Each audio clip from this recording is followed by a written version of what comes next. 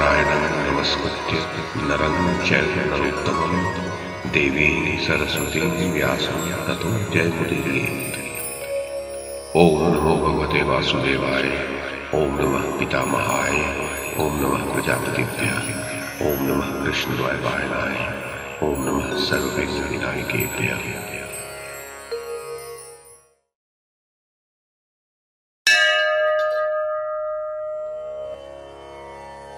धृतराष्ट्र ने कहा, संजय, घटोत्कच के मारे जाने के उपरांत कौरवों तथा पांडवों में पुनः जिस प्रकार युद्ध आरंभ हुआ उसी का वर्णन मुझसे करो। प्रहार करने में कुशल जिन सृंजियों और पांचालों ने अपनी सेना का व्यूह बनाकर द्रोणाचार्य पर धावा किया, उन्होंने किस प्रकार संग्राम किया। भूरिश्रवा तथा जयद्रथ के वध से कुपित हो जब द्रोणाचार्य आए और जीवन का मोह छोड़कर पांडव सेना में उसका मंथन करते हुए प्रवेश करने लगे, उस समय जम्हाई लेते हुए व्याघ्र तथा मुंह बाए हुए यमराज के समान बाण वर्षा करते हुए द्रोणाचार्य के सम्मुख पांडव और सृंजय योद्धा कैसे आ सके।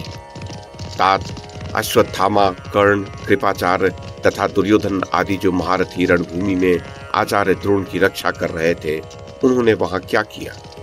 द्रोणाचार्य को मार डालने की इच्छा वाले अर्जुन और भीमसेन पर युद्ध स्थल में मेरे सैनिकों ने किस प्रकार आक्रमण किया, ये मुझे बताओ। सिंधु राज जयद्रथ के वध से अमरश में भरे हुए कौरवों तथा घटोत्कच के मारे जाने से अत्यंत कुपित हुए पांडवों ने रात्रि में किस प्रकार युद्ध किया।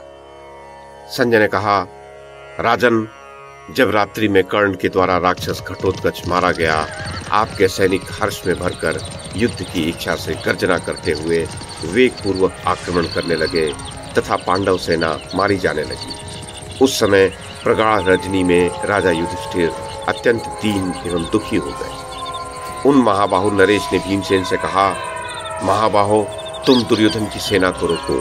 घटोत्कच के मारे जाने से मेरे मन में महान मोह छा रहा है। राजन, इस प्रकार भीम को आदेश देकर राजा युधिष्ठिर बारंबार सिसकते हुए अपने रथ पर जा बैठे। उस समय उनके नेत्रों से अश्रुओं की धारा बह रही थी। वे कर्ण का पराक्रम देखकर घोर चिंता में डूब गए थे। उन्हें इस प्रकार व्यथित देखकर श्री कृष्ण बोले, कुंती नंदन, भरत श्रेष्ठ, आप दुख न मानिए।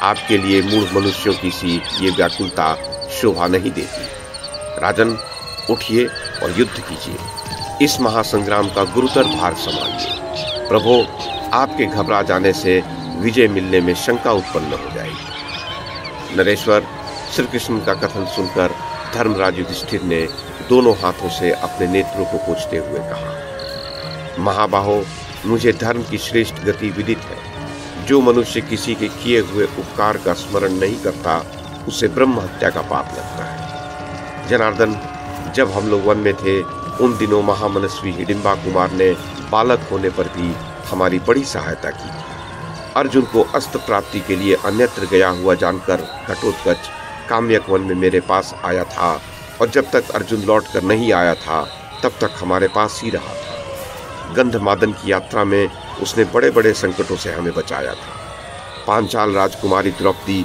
जब थक गई तो उस महाकाय वीर ने उसे अपनी पीठ पर बिठाकर ढोया। प्रभो, युद्ध के आरंभ से ही उसने मेरा बहुत सहयोग किया। उसने महायुद्ध में मेरे लिए दुष्कर कर्म कर दिखाया है। सहदेव पर जो मेरा स्वाभाविक प्रेम है, वही उत्तम प्रेम राक्षस राज घटोत्कच पर भी रहा है। वो महाबाहु मेरा भक्त था, मैं उसे प्रिय था और वो मुझे। इस कारण उसके शोक से संतप्त होकर मैं मोह को प्राप्त हो रहा हूँ। वृष्णिनंदन, देखिए कौरव किस प्रकार मेरी सेनाओं को खदेड़ रहे हैं तथा महारथी द्रोण और कर्ण किस प्रकार युद्ध में प्रयत्न पूर्वक लगे हुए हैं। उनकी सेना द्वारा पांडव सेना कुचल दी गई है। माधव, भीमसेन के बाहुबल और अर्जुन के विचित्र अस्त्र कौशल का अनादर करके कौरव योद्धा अपना पराक्रम प्रकट कर रहे हैं। द्रोण, कर्ण तथा राजा दुर्योधन युद्ध में राक्षस घटोत्कच का वध करके बड़े हर्ष के साथ सिंहनाद कर रहे हैं। जनार्दन, हमारे और आपके जीते जी हिडिंबा कुमार घटोत्कच सूत पुत्र के साथ संग्राम करके मृत्यु को कैसे प्राप्त हो गया। हम सब की अवहेलना करके सव्यसाची अर्जुन के देखते देखते भीमसेन कुमार महाबली राक्षस घटोत्कच मारा गया।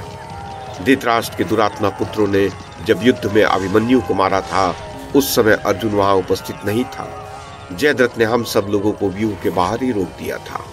वहां अभिमन्यु के वध में पुत्र सहित द्रोणाचार्य ही कारण हुए थे। गुरु द्रोणाचार्य ने स्वयं ही कर्ण को अभिमन्यु के वध का उपाय बताया था, और जब वह खड़ग लेकर परिश्रम पूर्वक युद्ध कर रहा था, उस समय उन्होंने ही उसके खड़ग के 2 टुकड़े कर दिए थे। इस प्रकार जब वह संकट में पड़ गया, तब कृतवर्मा ने क्रूर मनुष्य की भांति सहसा उसके अश्वों तथा दोनों पार्श्वरक्षकों को मार डाला। इसी प्रकार दूसरे महाधनुधरों ने सुभद्रा कुमार को युद्ध में मार गिराया था। श्री कृष्ण अभिमन्यु के वध में जयद्रथ का बहुत कम अपराध था, तब भी उस छोटे से कारण को लेकर ही गांडीवधारी अर्जुन ने जयद्रथ को मार डाला है। ये मुझे ठीक नहीं लगा। यदि पांडवों के लिए अपने शत्रु का वध करना न्याय संगत है, तो युद्ध भूमि में सबसे पहले कर्ण और द्रोणाचार्य को ही मार डालना चाहिए। मेरा तो यही मत है। पुरुषोत्तम, ये कर्ण और द्रोण ही हमारे दुखों के मूल कारण है। रणभूमि में इन्हीं का सहारा लेकर दुर्योधन का ढाढ़स बंधा हुआ है। जहां द्रोणाचार्य का वध होना चाहिए था तथा जहां सेवकों सहित सूतपुत्र कर्ण को मार गिराना चाहिए था, वहां अर्जुन ने दूर रहने वाले सिंधु राज जयद्रथ का वध किया। मुझे तो अवश्य ही सूतपुत्र कर्ण का दमन करना चाहिए। अतः वीर, मैं स्वयं ही कर्ण का वध करने की इच्छा से युद्ध भूमि में जाऊंगा। महाबाहु भीमसेन द्रोणाचार्य की सेना के साथ युद्ध कर ही रहे हैं। महाराज, ऐसा कहकर राजा युधिष्ठिर भयंकर शंख बजाकर अपने विशाल धनुष की टंकार करते हुए बड़ी उतावली के साथ तुरंत वहां से चल दिए। तदनंतर शिखंडी पांचालों और प्रभद्रकों की सेना साथ ले शीघ्रता पूर्वक राजा युधिष्ठिर के पीछे पीछे गया। तब पांचालों और पांडवों ने युधिष्ठिर को आगे करके कवच आदि से सुसज्जित हो डंके पीटे और शंख बजाए। उस समय श्री कृष्ण ने अर्जुन से कहा, ये राजा युधिष्ठिर क्रोध के आवेश से युक्त हो सूतपुत्र कर्ण का वध करने की इच्छा से शीघ्रता पूर्वक आगे बढ़े जा रहे हैं। इस समय इन्हें अकेला छोड़ देना उचित नहीं है। ऐसा कहकर श्री कृष्ण ने शीघ्र ही अश्वों को हाका और दूर जाते हुए राजा का अनुसरण किया। धर्मराज युधिष्ठिर की विचार शक्ति शोक से नष्ट सी हो गई थी। वे क्रोध की ज्वाला में जलते हुए से जान पड़ते थे।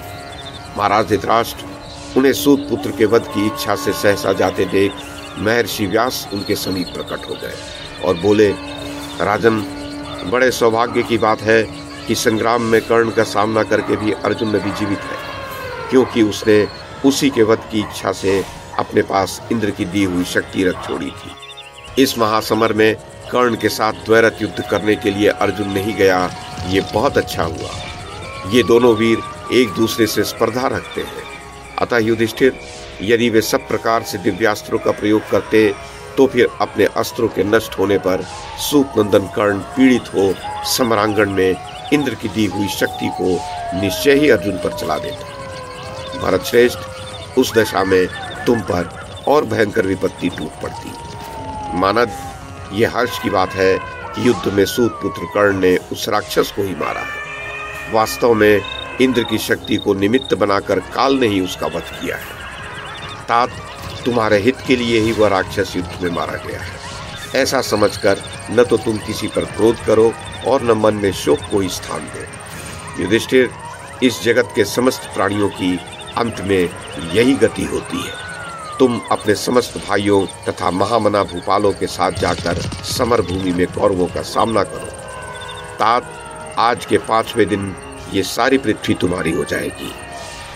पुरुष सिंह पांडुनंदन, तुम सदा धर्म का ही चिंतन करो तथा दया भाव, तपस्या, दान, क्षमा और सत्य आदि सद्गुणों का ही अत्यंत प्रसन्नता पूर्वक सेवन करो, क्योंकि जिस पक्ष में धर्म है उसी पक्ष की विजय होती है। महाराज धृतराष्ट्र, पांडुपुत्र युधिष्ठिर से ऐसा कहकर महर्षि व्यास वहीं अंतर्ध्यान हो गए।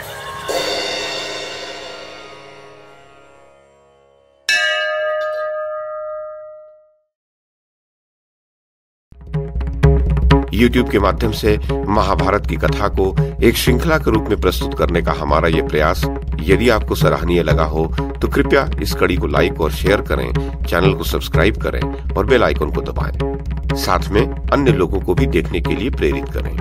धन्यवाद और नमस्कार।